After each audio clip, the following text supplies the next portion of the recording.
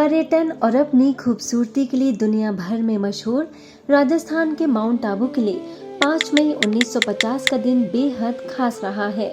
आध्यात्मिकता के क्षेत्र में मनुष्य को ऊंचाइयों पर ले जाने वाला ब्रह्मा कुमारी संस्थान 5 मई को ही माउंट आबू में स्थापित हुआ और आज इस पवित्र भूमि पर आए 75 साल इसे पूरे हो गए हैं। कराची, सिंध, हैदराबाद से सभी को माउंट आबू आने में 4 दिन लगे। आइए बताते हैं कि पूरी कहानी क्या है। इस वक्त मैं माउंट आबू के ब्रिज कोठी के सामने खड़ी हूँ। आप देख सकते हैं मेरे पीछे ब्रिज कोठी है जो कि अब सनराइज पैलेस में तब्दील हो गया है। हालांकि इसका जो बाहर का जो इसका नक्शा है जो वो तो पुराना ही है, लेकिन अंदर में इसके फिर से रिडिज़ाइन इसको किया गया है। लेकिन बाहर का हिस्सा सेम वैसे ही है। जब बाबा यहाँ पर आए थे, आबू रोड से स्टेशन से यहाँ पर आए थे, तो उस वक्त तो उनको ऐसा लग रहा था कि हमें कहाँ जाना चाहिए। तो स्थानीय लोगों को लगा कि बाबा के लिए ये सबसे अच्छा प्लेस रहेगा। तो उन्होंने बाबा को सजेशन दिया कि आप भरतपुर की जो कोठी है, इसे वो भी कहा जाता था, तो उन्होंने कहा आप यहाँ पर आइए। तो बाबा 300 से 400 भाई बहनों के साथ इसी स्थान पर आए और लगभग 5 साल तक बाबा यहीं रहे। कहाँ पर वो मुरली सुनते थे और कहाँ योग साधना भी करते थे, वो तस्वीरें आपको दिखाते हैं। ये आप पेड़ देख रहे हैं, कहा जाता है कि ये बाबा और मम्मा के समय का पेड़ है और यहीं पर मम्मा अक्सर बैठ कर के तपस्या करती थी और यहाँ पर सभी ब्रह्मवत्स कभी कभार यहीं पर ही मुरली सुनते थे, परमात्मा के महावाक्य सुनते थे। और उस साइड यदि हम पीछे जाएंगे तो पीछे एक स्थान है जहाँ पर कहते हैं कि बाबा वहाँ पर बैठकर अक्सर योग साधना करते थे और वहाँ पर अलग ही तरह की तरंगे हैं, ऊर्जा है। ओम शांति। इस वक्त हमारे साथ ब्रह्मा कुमारी संस्थान की सीनियर राजयोगा टीचर आदरणीय शीलू दीदी हैं। तो दीदी से हम जानना चाहेंगे कि दीदी ब्रह्मा कुमारी जो संस्थान की स्थापना 1936 में हुई और फिर 37 में कैसे इसका औपचारिक नाम पड़ा और फिर यहाँ पर 1950 में भारत में शिफ्ट हुआ, तो इस पूरे सफ़र की कहानी थोड़ा शॉर्ट में आप हमें बताएं। ओम शांति। यह प्रजापिता ब्रह्मा कुमारी ईश्वरीय विश्वविद्यालय की स्थापना वास्तव में 1936 में हुई, हैदराबाद सिंध में, और फिर 1 साल के बाद 1937 में ये कराची में शिफ्ट हुए। तब ये ऑफिशियली शिफ्ट होकर के इसका नाम पड़ा ब्रह्मा कुमारीज। तो 1937 से लेकर के 1950 तक 13-14 साल कैसे ये सब आइसोलेशन में बिल्कुल एकांत में रहे और तपस्या की।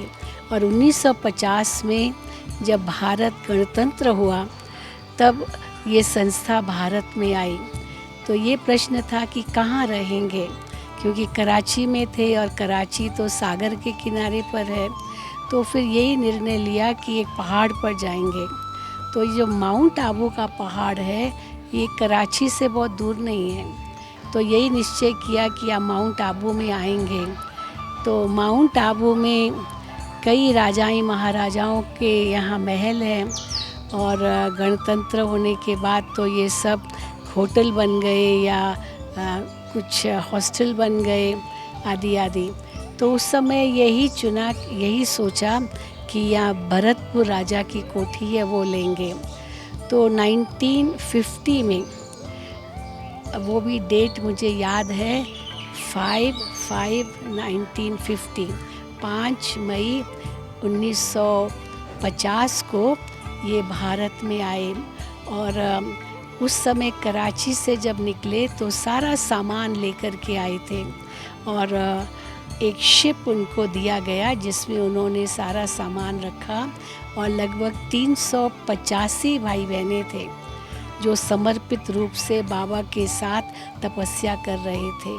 और जब वहाँ शिप में आए सब सामान लेकर, तो यहाँ भारत में ओखा बंदरगाह पर उतरे और फिर वहाँ से बाय ट्रेन आबू रोड आए। तो उस समय की तो ट्रेन कैसी थी 1950 की, और ये बहनें 14 साल तपस्या करने के बाद जैसे पहली बार दुनिया को देखने लगे। तो वो ट्रेन का सफ़र भी इनका बड़ा ही विचित्र था। बहुत ही एक्साइटेड थी कि हम बाहर जा रहे हैं और भारत में आ रहे हैं। तो 1950 में ये ट्रेन से आए, यहाँ शिप से उतर करके और आबू रोड स्टेशन पर पहुँचे। ब्रिज कोठी में ब्रह्मा बाबा और सभी ब्रह्मावश रहने के बाद यहाँ पर धौलपुर और कोटा हाउस में रहने के लिए आ गए। और कोटा हाउस जो कि अभी सर्किट हाउस के नाम से जाना जाता है, और ये आप देख सकते हैं धौलपुर हाउस है जहाँ पर बाबा तकरीबन 2 साल रहे। और उसके बाद फिर पांडव भवन बनना शुरू हुआ, और सबसे पहले वो मधुबन के नाम से कहलाया जाता था, लेकिन फिर धीरे धीरे उसका नाम फिर बाद में पांडव भवन बना।